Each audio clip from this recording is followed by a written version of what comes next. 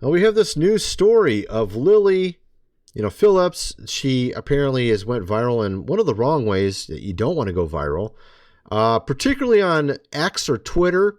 I saw this story, and of course, Philip DeFranco here is saying that the internet's divided about it. I don't know if that's really the case. Maybe partially, but I think most people are seeing this as like this is like the height of where our culture is right now. It's just not what you would call a great place to be, right? I'm talking about this lady right here who recently went viral for being, of course, with 100 guys. Yes, 100. And I thought this was something they used to do back in the 90s. They would try to do these records in this way, which is really like, why would you want to do this? This is not normal. Okay, this is not normal. 100 dudes, really? I don't think that's a good idea. And of course, the end result was her crying afterwards. It wasn't a good experience. I'm not really surprised. I'm not surprised at all. And I wanted to get into this topic a little bit because I feel like, based on my research into this, our culture is really divided. I think that is the correct word, and also backwards. And I don't think it's just the one side. I don't think it's just the one side where anything goes. That's the side that's really off track. I think it's the other side as well, because the other side, I think, is what contributes and causes this whole sort of culture we're living in, where you have all the people questioning, what their gender is, questioning, or is it a good idea to be with 100, of course, guys? I don't think it's a good idea. Just all these things you see in our society, I don't think it's just a result of one side.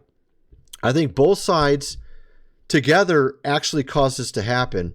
And when I say both sides, I'm talking about the conservative side as well, because they haven't had it. I mean, if you watch over the last decade, things have only gotten worse. If they were doing things right, you'd think that maybe society would get better, but it's not. It's gotten worse and worse. And I think there's a real important reason why that's happening. And I wanted to get into that in this video. Let's just play this clip here of her talking about this. Much money you can make, and also just how much I She's talking about only, of course, fans. All right, let's go. loved it. I think other people in the industry definitely look down on me for doing this, but I think at the end of the day, people forget that it's also my fantasy. And well, I mean, it's really interesting. This is something I wanted to talk about. Okay, so obviously they make a ton of money because people are interested in it and they buy it, right? But then why is it maybe the same people are online complaining about it? This is what I'm talking about. It's called hypocrisy. I feel like there's got to be a lot of hypocrisy here. It can't be just everyone in society is against what she's doing, but then she's a multimillionaire from doing it. Something ain't right. And I don't think it's just, the left that's supporting her. Okay, I really don't think so. Matter of fact, I'm guessing it's probably just as much on the other side. The ones that are on Twitter saying, oh, you deserve it, are probably the ones that paid her. Maybe not her, but you know what I'm saying. Like maybe she isn't the one they paid, but maybe they paid some other person. You see what I mean? This is what I'm getting at. And I feel like this is part of the problem, because we have a culture where everyone hides what they do. And then when they're done doing the thing they want to do, then they're going online and like, I hated myself for doing it. I hate her for doing it. You know what I mean? That's kind of the attitude. I think that's what's contributing to all this. And they're like, well, we got to get more conservative. That will solve the whole problem. And of course, they get more and more that direction. But they don't follow their own rules. They make hard to follow rules, and then they don't follow any of them. And then they get caught. All these pastors getting in these scandals of recent. Carl Lentz with 5, of course, women. I saw one, it was in Canada, a church with, I think it was 4 leaders. It was like a mega church. And they had 40, of course, women. I think it was 39 technically, saying that certain things happened, right? These are all ministers. And so what I wanted to say is, like, you look at this lady, everyone's, oh, this is bad what she did. I agree. Obviously, this was not a good idea. It was a bad life choice for her, obviously. And she actually shows it. And I wanted to show you that actually next, of her crying afterwards, and actually just her reaction. And we're going to get into what I think is really going on here, because I feel like it's super obvious no one's figured this out. Because if they did, our culture would start getting better. But it hasn't gotten any better. It's gotten only worse. And I believe I know the culprit of what's wrong in our culture. And it sounds crazy at first, but then the more you hear about it and the more you think about it, the more it makes sense. At any rate, so let's just play this clip real quick about it. It shows kind of her reaction after she did this, okay? With 100 strangers that you don't know all at the same time didn't turn out so well. Now, and by the way, actually, let me show you something before that. Check this out. So this is what happened. She's again an OnlyFans person, right? She put out on her page or whatever, I'm looking to recruit 100 guys, okay? And look what happened. Check this out. 100 guys, Josh kind of questioned some of it and had a lot of concerns. Right? Like when the applications opened for men to apply to sleep with her, it was like you see how fast that's going? How quickly all these notifications are coming in? Floodgates opening. People from all over the world. You see that? So okay, just let me point out this. Okay, so imagine some of these guys that are all trying to get involved in this, right? So you got all these people using these websites, right? And then I think what happens is perhaps half of them are what you would call conservative or churchgoers, or consider themselves religious, whatever you want to call it. They go and do these things, watch things, whatever, and then afterwards they feel bad about it. And they're like, oh, I hate what I did. And they're like, oh, I'm going to go on Twitter and I'll make this right. I'll just show how she's not a good, person. And then I'll say all these things about her. And some of it probably being mean as well, because that person already doesn't like themselves because of what they did. See what I'm getting at? I'm just trying to figure out the psychology of what's all going on here. Why our culture is in this spiral going down, and those that think they have answers have literally no answers. And I'm going to show you the King of Kings has an answer to this, and no one sees it because it's not something he said. It was it was how he was working, and I'll get into that in a little bit. But let me just play this clip of her after this happened. When was the last time you ate? I think I had a yum yum, and I think I had a sandwich, and that was and then the rest. It's not for the weak, girls, if I'm honest. It was hard. Now imagine also, because of the femi, agenda in our world, that's the reason why you don't see much marriage anymore either way, by the way. So these men, and this is not no excuse for all these men either. My point is that if we actually had a normal, what I would call world, men and women would be dating and getting married. These days, that's not the case. Everyone's trying to get a good job, going to school. By the time they're ready to get married, they're already 40, and it's already too late. You see what I mean? That's what's going on. And of course, all this femi stuff going on in our world makes it much more terrible for those who want to get married, because of all the laws and things in place that are stacked against you, on top of inflation and the fact that you have to work so many hours, and probably both of you will end up having to work because of the system, the monetary system we're in, a fiat currency system where they can print money in the background and give it to their friends while you and I pay for it. That's why two people in the household have to work, is because of that, which started around 1971, which I've talked about numerous times on my business channel. But the point is, it's all, the deck is stacked against you if you want to do things the normal way like they used to do it. Completely stacked against you. So now a lot of men are turning to things like OnlyFans because they can't find a relationship that will work because of all this femi stuff that stacks the deck against you. You got laws in certain states that make it very, very much not a good idea to get married. I mean, make it very, very, like if you get a divorce, she gets all this, whatever, you got to pay all this, right? And just all the way the whole setup, the system's set up, like it's always the man's fault, right? That kind of attitude. And I'm not saying all states are like that, because that's not the case. The state I'm in is actually a good scenario. I'm in Indiana. That one's actually not bad. But there are a lot of states like California or Michigan that's the exact opposite. And my dad's told me numerous stories about people he knew personally that had crazy stuff happen to them because the daughter was acting, she was having a fit or something, and you can't even grab or nothing. You do it, you're arrested. That's how it works there in Michigan. You just got to let them go around and do whatever they want. That's how it works in Michigan and maybe California. I think California's the same way.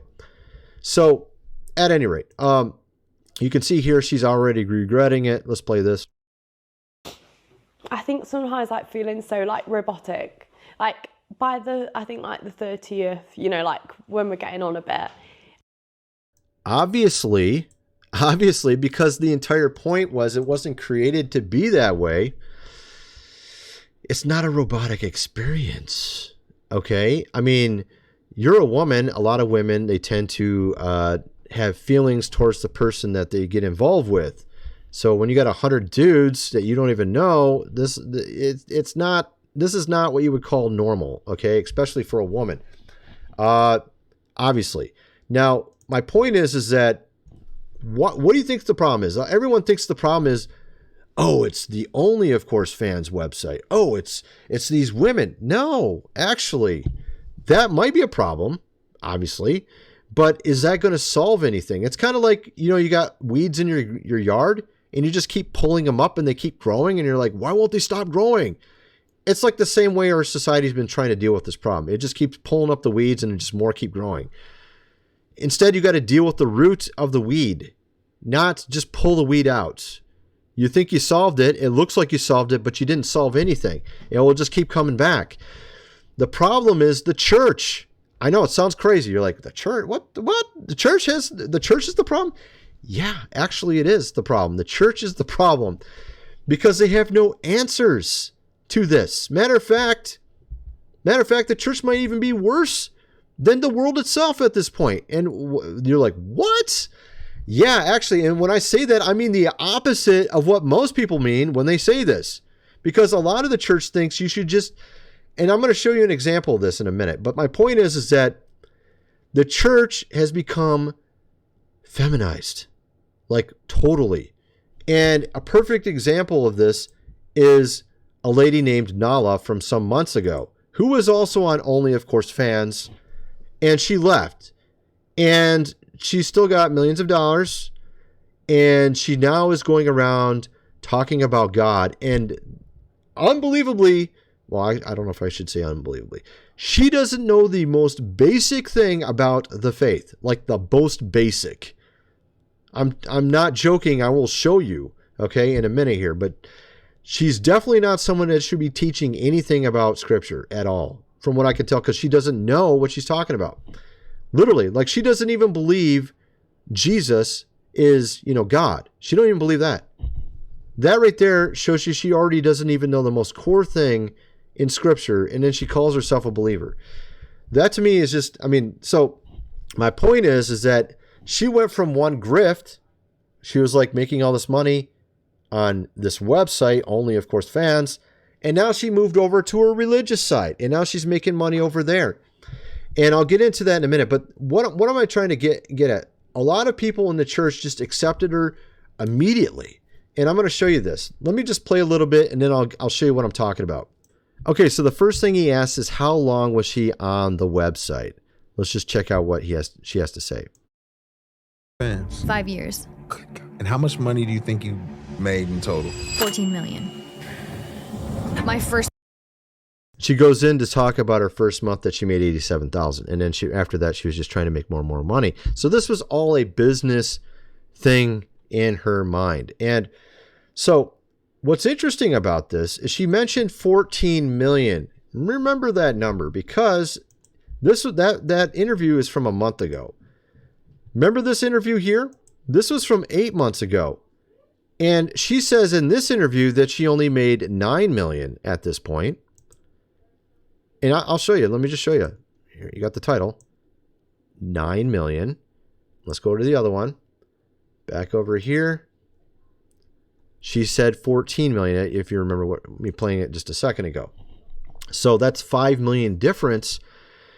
And of course, I know she got off the website, but I think it was a little while after that interview with Michael here. This interview, she wasn't off the site yet, from what I understand. She was closing it down or whatever she was saying. She was like, it was around the time she closed it. She was like closing it down around this time. But she was also, for a little while, for like a week or two, charging more. And was saying she was going to use it for scripture studies or something. She was like trying to somehow rationalize it at first, and then she finally ultimately closed it down.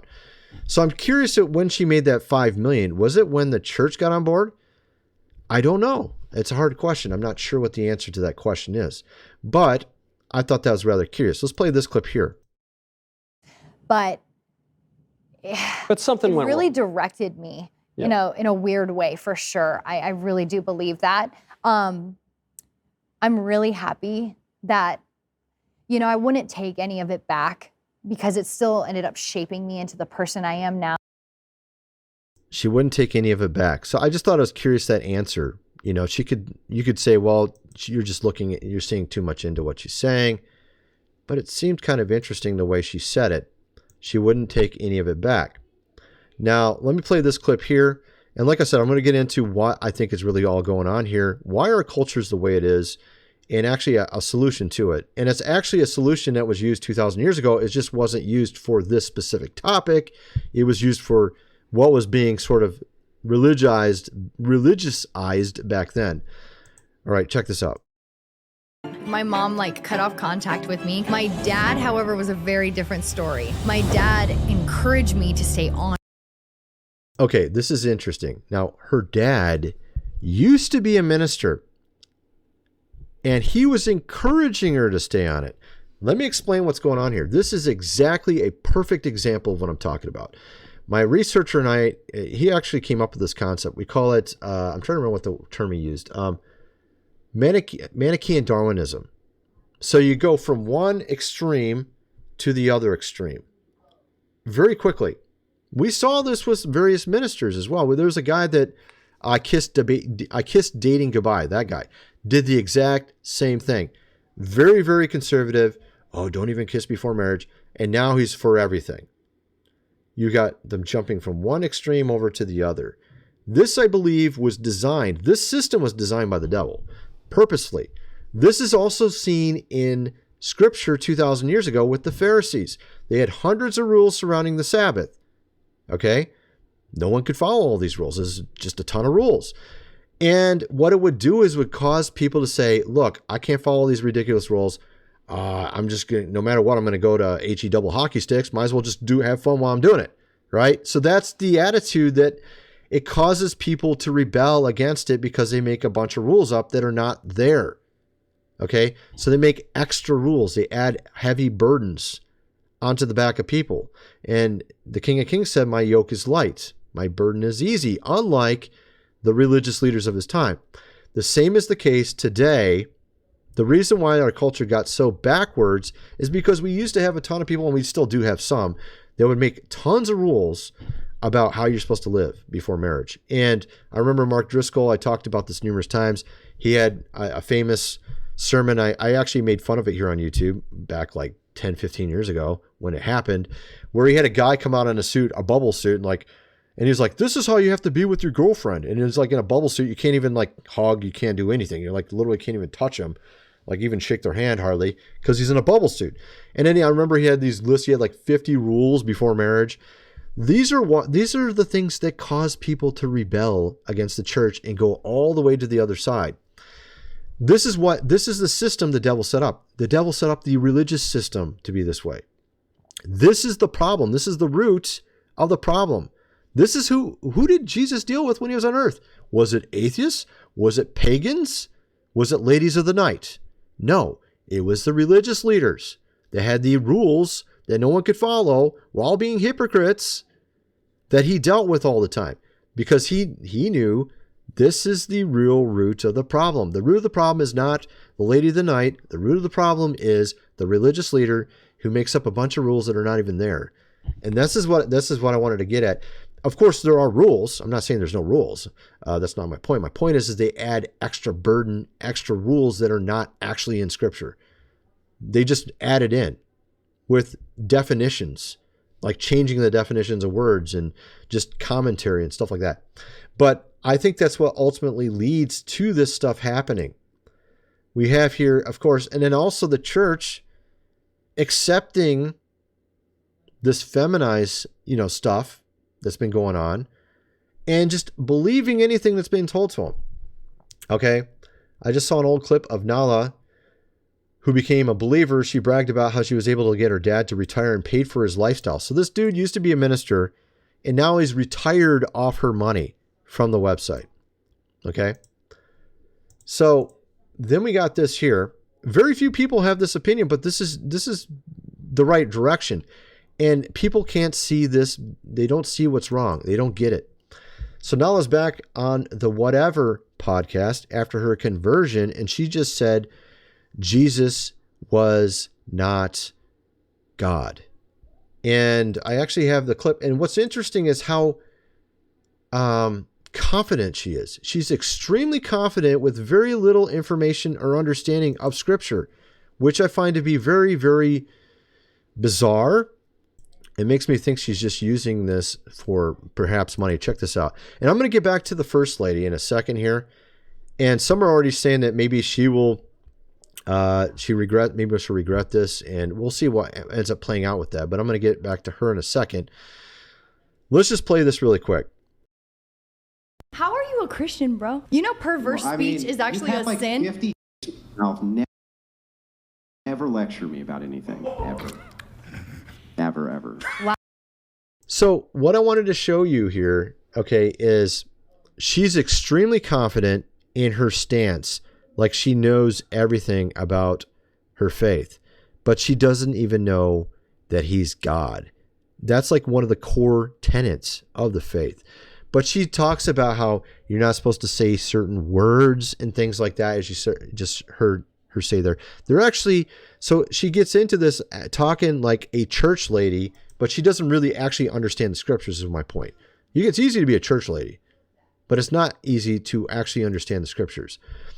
And so he said something about her being with, I think, something like 50, dudes or something. And all these girls get shocked by it. But what I wanted to point out, what I wanted to highlight was how she was so brazen in how she's talking, how confident she sounds. She's too confident for someone who just converted and doesn't even know the core tenets. Wow, that really shows your character. I'm so glad this is on camera, bro, because all you...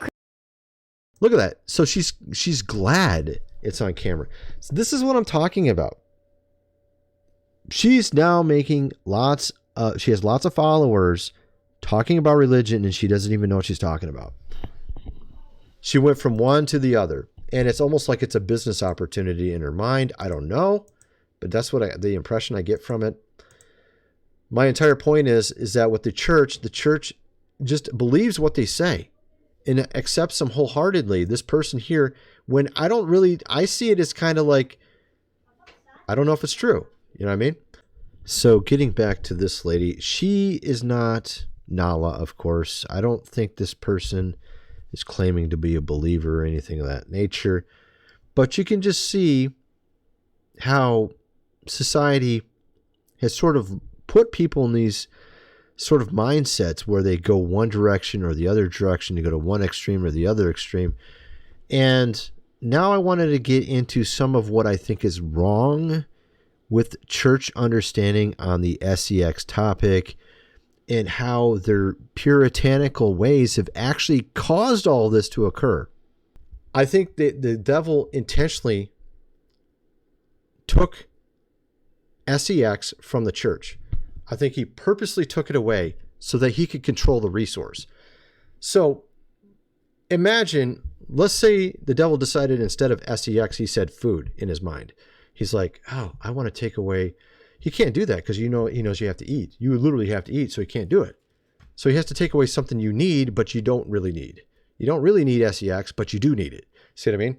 So he took away that resource and away from the church and how did he do that? He had his own people in the church teaching lies. And that's what it says right here in this passage. 1 Timothy 4, 1-5. Now the Spirit speaketh expressly that in the latter time some shall depart from the faith, giving heed to seducing spirits, doctrines of devils, speaking lies and hypocrisy, having their conscience seared with a hot iron, forbidding to marry, commanding to abstain from meats. With God has created to be received with thanksgiving. Let me show you what's going on here. You look at 1 Timothy 3. What does it say? A bishop or deacon must be husband of one wife. That was 1 Timothy 3 says, a bishop or deacon must be husband of one wife. The next chapter says, but later in time, in the future, the devil will bring forth ideas in the church that will forbid to marry for bishops and deacons and priests that can't marry. Where do we see that? The Catholic Church. Priests can't marry. This is a doctrine of the devil, plainly spelled out in Scripture. So this concept of priests not marrying comes from a certain theological teaching from the North African School of Theology, which is called the Latin School of Theology, which is where St. Augustine came from. St. Augustine is considered the father theologian for the Catholic and Protestant Church. Calvinists love St. Augustine. Catholics love St. Augustine. And he taught these kind of ideas that sex is evil. It's bad. So if we know this is a doctrine of the devil, why is it the main doctrine in both the Catholic and Protestant Church when it's prophesied that it will lead to priests not marrying? Why is it the main doctrine? Because the devil had to steal sex from the church so he can bring it over here and control it and use it as a means to get people out of the church over into sin. Because if the church allowed a sex positive message, then the devil has no power over here with it. Because the devil has no way of motivating you unless it's through sex or some pleasure or some power. He has to have a means to get you off track. So he gets his own people in the church to teach lies. They're very anti-sex and brings you over to his side where you have, you want sex? You got to come over here and look at this devil horned, a lot of these companies that make prawn, okay, we'll call it that. We'll call it corn. Let's just say corn. They have like devil horns and they try to make it look like that. Not all of them, but some of them do it, right? Because they want you to believe it's all evil, that sex is all evil, that you can't think any thoughts. It's always wrong. That's because the devil wants you to accept his doctrine of the devil that leads to things like this. And if you go look at church history, they had some really silly ideas they would come out with. A priest couldn't have sex the night before he gave a sermon. They talked about it like it was some contagion, like it was oh no, it's going to spread. This kind of ridiculous attitude. And what's really interesting about this, when you look into this all hangs on one mistranslated verse, or this is the main mistranslated verse that everyone uses for their theology on why you can never think any thoughts about a woman or sex. What is the one verse? It's right here. Mistranslated too, by the way. You've heard that it has been said of old time, do not commit adultery, but I say unto you, whosoever looketh on a woman has already done this in their heart, right? Guess what? This is mistranslated. This right here, the Matthew Bible, has it translated correctly. The first English version has it translated correctly. William Tyndale's version. There's another one. There's two modern ones I've seen translated correctly. Dr. Ann Nyland's, I think it's called The Message. I can't remember. I got it over there on my table over here. Okay, I found it here. Here it is, my friends. It's called The Source. It's translated correctly. There's another one like Polyglot, something Polyglot has it. I can't remember the name of it. Something Polyglot. I think it's like literal translation, and it's got the word literal and polyglot in it, I think. And it has it translated correctly. And I saw a commentary had it translated correctly, the IVP commentary. And there's actually numerous old ones. The Great translation, the Matthew translation. These are all older than the King James, by the way. So this is the actual correct translation of that verse. And notice that all of Calvinism, believe it or not, you might not realize this, but all of Calvinism hangs on this one verse. A lot of people don't even understand this. This is the biggest verse for Calvinism. This is the biggest verse for Ray Comfort. Like whenever he's got his zinger phrase, he says, have you ever sinned? Well, I don't know if I ever sinned. Have you ever thought about a woman? I got you there, didn't I? You sinned. You see, that's his zinger. That's a zinger right there. This is a zinger thing right here. A mistranslation is a zinger. Okay? You see that? Also, the whole concept of Calvinism is you can't stop sinning. I sin in word, thought, and deed every day. I can't stop. Total depravity, right? This is the verse that convinces most people that's true. A mistranslation. It doesn't say this. It says wife. But I say unto whosoever looketh on a wife. And you can see it. I can actually prove this about 10 different ways. But you have Theophilos of Antioch, when he quotes it, and he speaks ancient Greek. He's from 180 AD. He adds an extra word in so you're not confused. Belongeth to another.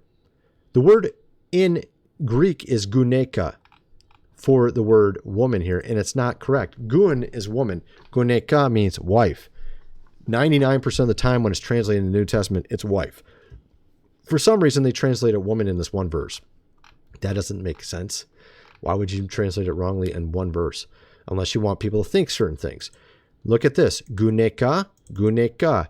This is the 10th commandment. Do not covet thy neighbor's wife. Guneka, same exact word in this passage. Do not covet thy neighbor's wife. He was merely paraphrasing the 10th commandment. He even said this in the Sermon on the Mount. This is when he's saying this. In the beginning of the Sermon on the Mount, he says, think not that I've come to change the law. I did not come to change the law. Well, if he didn't come to change the law, then he's just merely quoting the law. The law says in the 10th commandment, do not covet thy neighbor's wife. He didn't say anything different. He literally said the exact same thing.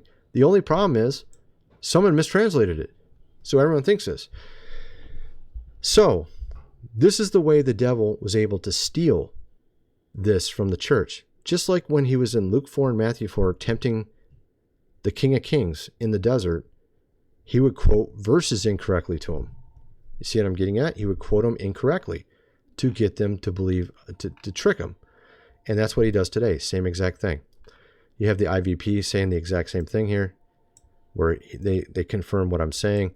My point is that this is misunderstandings and mistranslations that have led to this doctrine.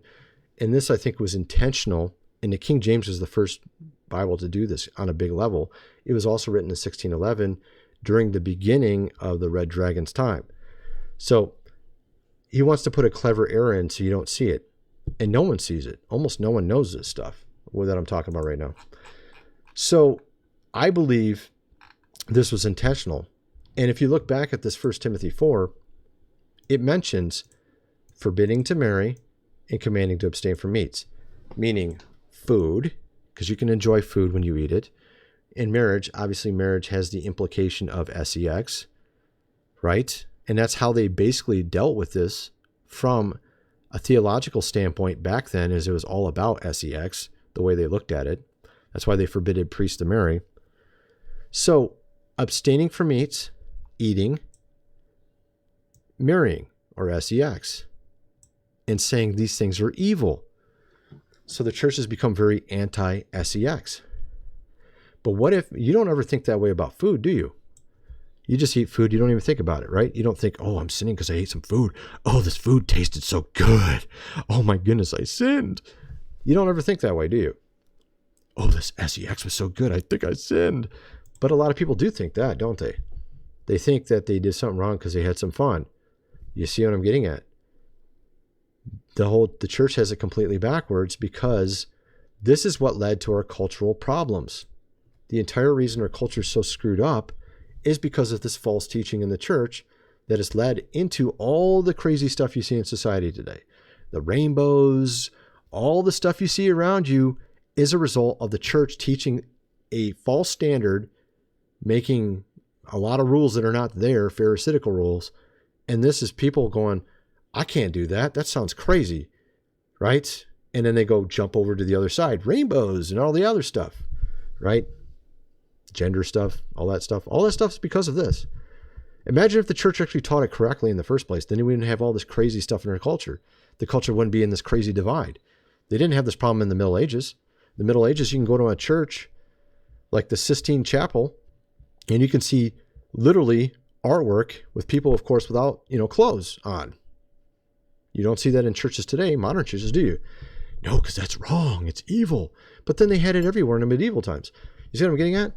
It's because the church is teaching that we're in such a backwards time and everything's all messed up because of this over high standard that's not correct. It's led to people rejecting it and coming way over here. And that was the intent. The devil's intent was to use the church to get everybody over here with a false standard in the church to bring everybody over here. This is why when Jesus walked the earth, he wasn't dealing with pagans and atheists. He was dealing with religious leaders, because the religious leaders are the ones that are hard to detect as being off track. The devil, when he has horns on his head and he's red colored and he's got a tail, everyone can see it and say, well, that's obviously wrong. But when the devil is wearing a suit and he's standing in front of a church, you're like, I don't know if that's the devil. Sounds like a good message, right? You see what I mean? So that's why the King of Kings was dealing almost exclusively with the religious leaders, because they were the ones with the false standard that was leading everybody astray. And that's the exact same thing that happened today, except for back then it was the Sabbath with the hundreds of rules. Today it's SEX with the hundreds of rules, and other silly stuff like swearing. And I mean, there's no passage really about that. They'd say, oh, unclean lips. It's actually referring to spreading gossip or hurting people with your words, not saying some magical 4-letter word. You know what I mean?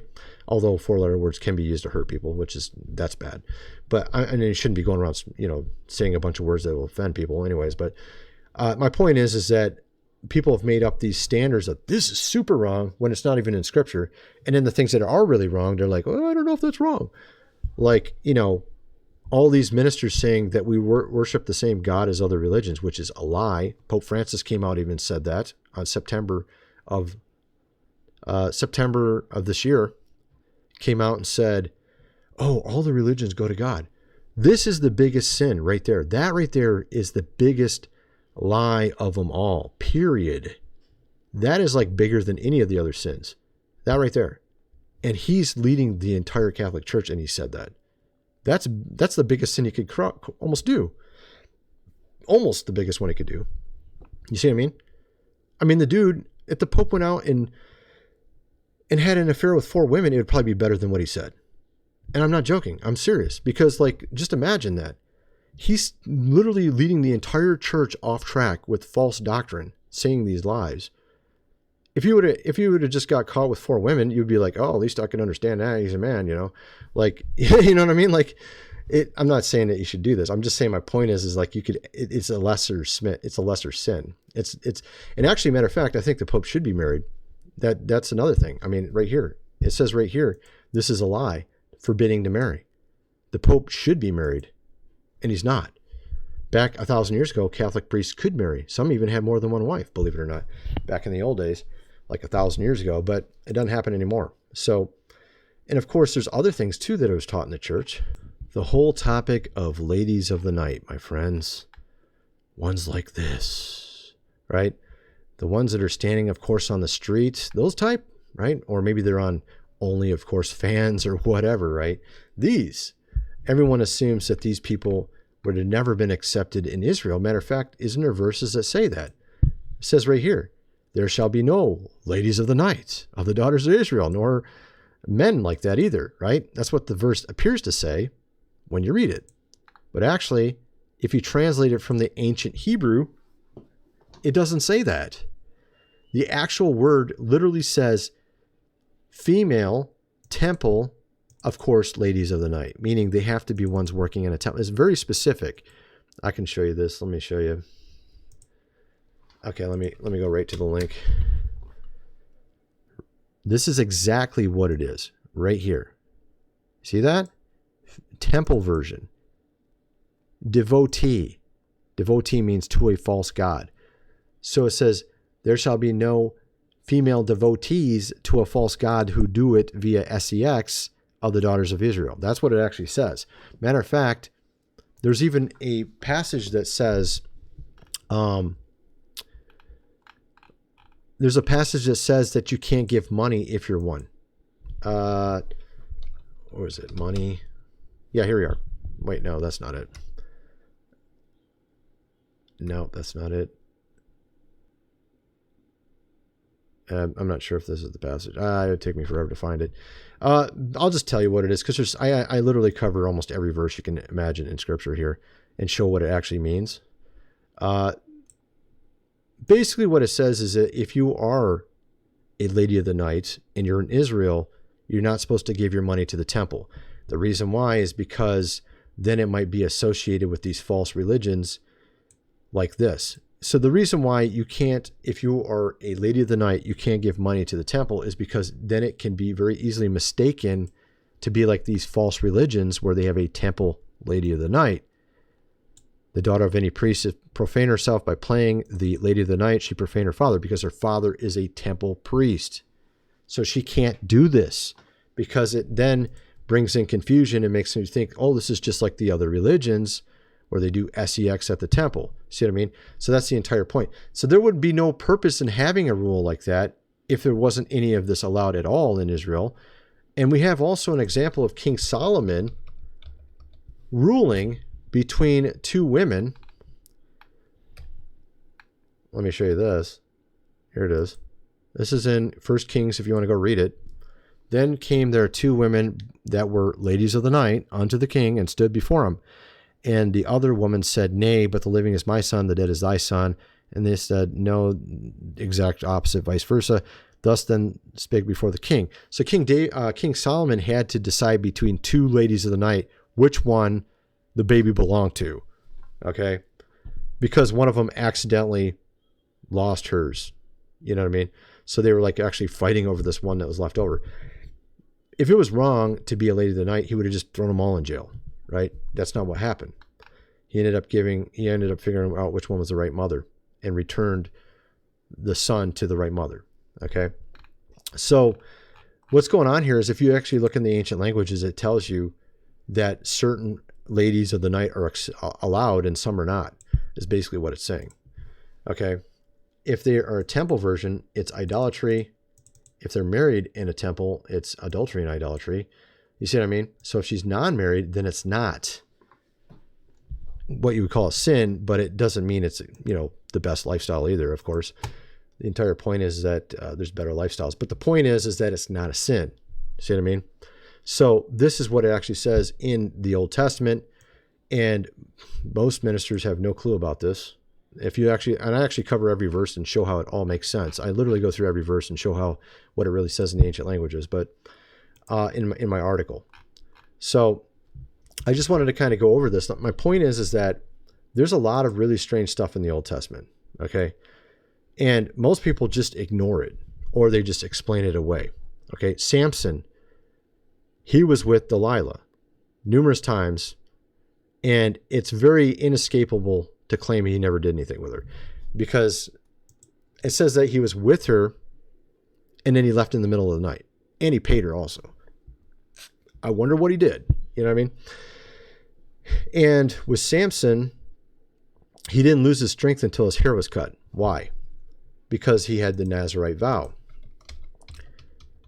He had the Nazirite vow, and the Nazirite vow doesn't allow your hair to be cut, but it doesn't say you can't be with a lady of the night.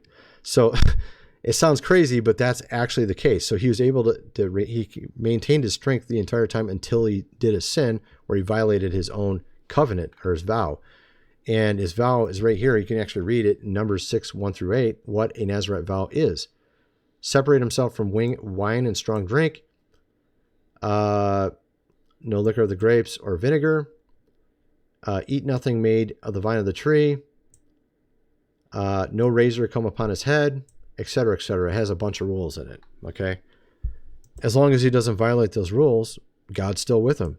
So that was the entire point of what I'm trying to get at with that. So, but there's a lot of this stuff. You got Tamar. who played the lady of the night and got pregnant by her father-in-law because he refused to do the levirate marriage correctly. These things don't even relate whatsoever to modern day thinking on SEX at all. And it shows you how today they just literally made up whatever they wanted to believe, and then that's what they teach. It's nothing biblical at all, actually.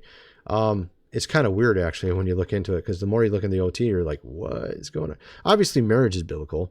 My point is that they've stripped all these things that were around it away and just said, oh, this is just weird stuff, ignore it. That's basically what they've done. And so my point is that, like, even if with polygyny, like, I didn't even want to get into this, but I mean, you can get into all these topics. You can find so many verses where God basically, condones it all throughout the OT. And you can't explain that away. People try to explain it away, but you can't explain it away if you actually look into it. I mean, Caleb, one of the spies, ended up getting into the promised land. He had 2, wives. But Moses couldn't get in there because he did one sin where he tapped a rock twice or something. So you see what I mean? Like stuff like that. It's just, let me show you. You can see that here. Here's an example. Caleb had 2. Yet he was the only 2 men allowed into the promise. Only one of 2 men who was entering into the promised land. He's about the only person that got in. All the others had to wait. Their offspring got to go in.